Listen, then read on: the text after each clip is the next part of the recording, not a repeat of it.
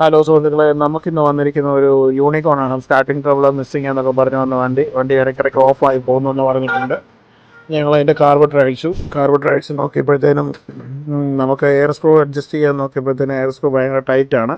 അത് ഞങ്ങൾ അതിൻ്റെ ഡയഫ്രം റബ്ബറിൽ അഴിച്ച് നോക്കിയപ്പോൾ അതിൻ്റെ ഡയഫ്രം റബ്ബർ വളരെ മോശം കണ്ടീഷനാണ്. അതിൻ്റെ ഡയഫ്രം റബ്ബറിൻ്റെ ഹോളാണ് നിങ്ങൾ കാണുന്നത്. അതിൻ്റെ നീഡിലിൻ്റെ കണ്ടീഷനാണ് ഈ കാണുന്നത്.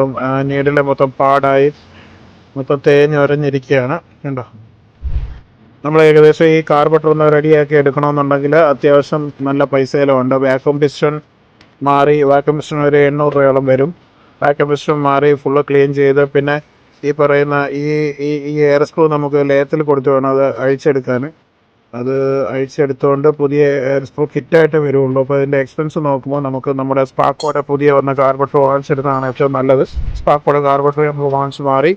അപ്പോൾ അതിന് വലിയ വിലയൊന്നുമില്ല. ഞങ്ങളെല്ലാം ഫിറ്റ് ചെയ്തു. ഇതിൻ്റെ വില ഇതിപ്പം ഹോണ്ട ഷൈൻ്റെയാണ് നമുക്ക് ഇട്ടിരിക്കുന്നത്. യൂണിക്കോണിന് സ്യൂട്ടബിളാണ്.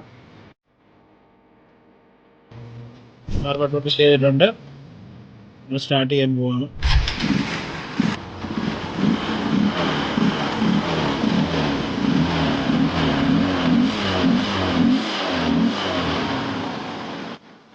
അപ്പോൾ വണ്ടിയെല്ലാം ഓക്കെയാണ്.